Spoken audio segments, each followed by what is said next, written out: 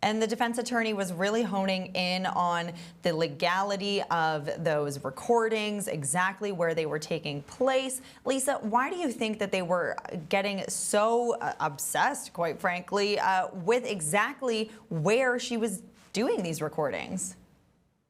Right. So wanting to know what her knowledge was important, of course, regarding the law, whether or not that she was going to be charged, which she was not, for illegally recording in areas that are open areas and public areas that are not permitted by law, and you're not allowed to use that intelligence that you find from those recordings. So she said she spoke to several people who were lawyers, and that information that she had and how she set up the recordings, she felt was legal.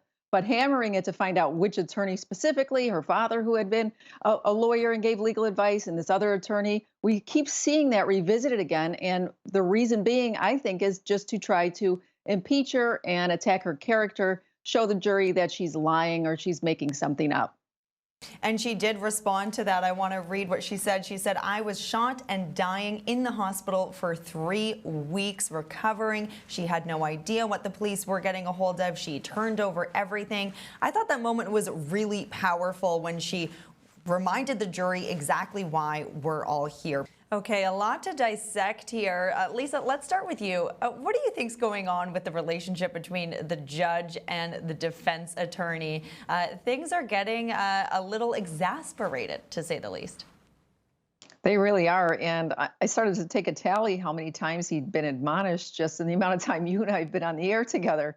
And it's ridiculous. It's a high amount. And it feels like he's in law school and he's a student and he keeps being interrupted to be shown what he needs to do regarding his examination. And the way he permits her, the victim and witness, to continue in these long stories, he doesn't interrupt her, he doesn't stop her. She's able to get so many points out for herself and for the case against the defendant. So it's not boding well for him. Similarly, Lisa, let's go to you on the witness and victim's body language, her tone, the way that she's behaving. How do you think she's doing, and how do you think the jury will take to her? Will they like her? Will they believe her? And does that even matter?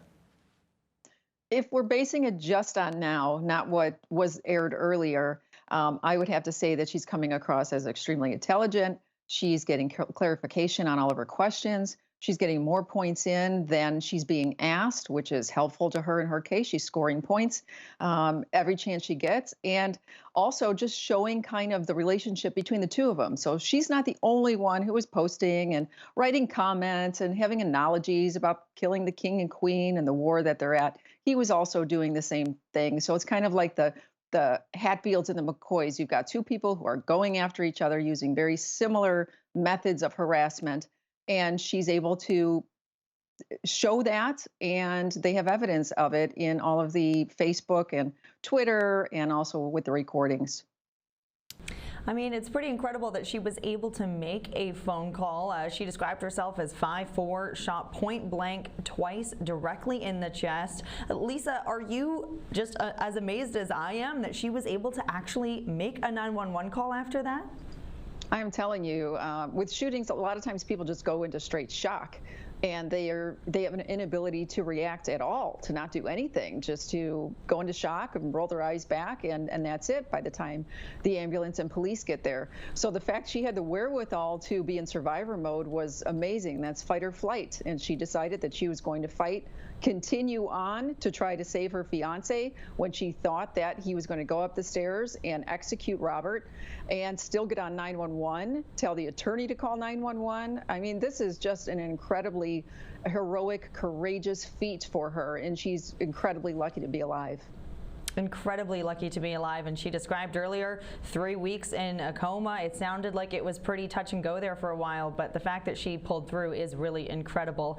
Lisa, I know that's all the time we have with you today. Thank you so much, as always, for joining our show. I hope you have a great night, and in the meantime, it's time for a break for us here at Law and Crime. I hope you stay with us when we return.